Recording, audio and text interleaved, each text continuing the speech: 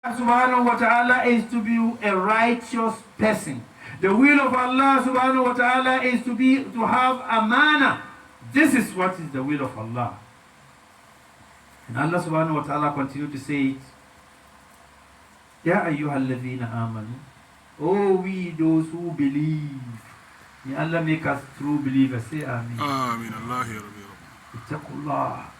Fear Allah. Wa qulu qawlan sadida. Always say the righteous words.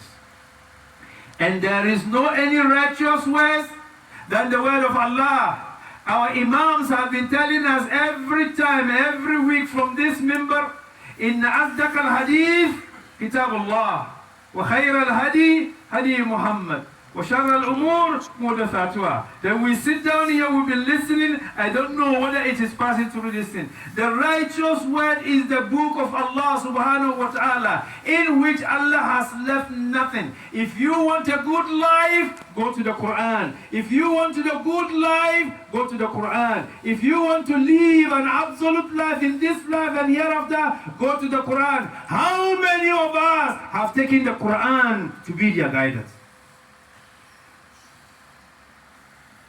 We're talking about constitution.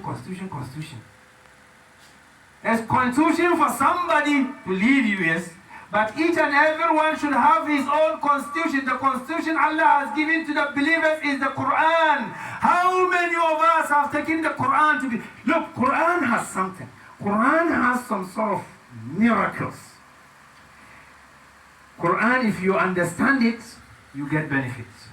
If you don't understand it, you get benefits. Subhanallah. You see, when we were studying, and then they brought some book, Mu'jizat al-Quran. Some ulamas have written. I was telling one of our malams that, look, the mu'jiza that we saw in Africa has not been written in any book. We in Africa have seen Mu'jizat al-Quran, that has not been written in any book. I read mu'jizat. The mu'jiza you are talking, Quran is a mu'jiza. Quran is a miracle. Quran, when you put yourself into the Quran, it cleans you. It purifies you. Why, if it doesn't do where the Queen of England was in a stress, and she was passing by and she listened to the Quran and she wanted more of the Quran to be recited to her. She is not a believer. This is one of the mu'jizat al-Quran. My father doesn't speak Arabic. My father doesn't understand Arabic. My father doesn't understand anything. But when Quran is recited to my father, because he put his whole soul in the Quran, the heart receives the Quran. He understands, the heart receives the message, and you will see our father is crying. Many of times that Imam will be leading, and he will be reciting the Quran. He will be reciting a certain verse that our body should melt. Because we don't understand. But because we didn't go into the Quran with the heart, so the heart doesn't receive anything. Udkhulu fi silmi kaffah.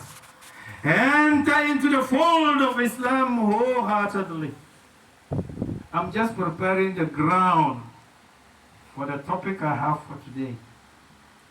I'm preparing ourselves so that we take it to be serious. Allah has made, nobody goes to the what? To the paradise with this petty and this nasty and messed up deeds.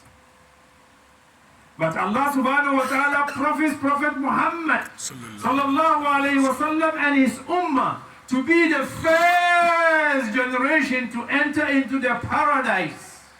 To be the people who will enter paradise first before any others, before those who live thousands years worshipping Allah. Allahu Akbar. Don't you sit down and look at it.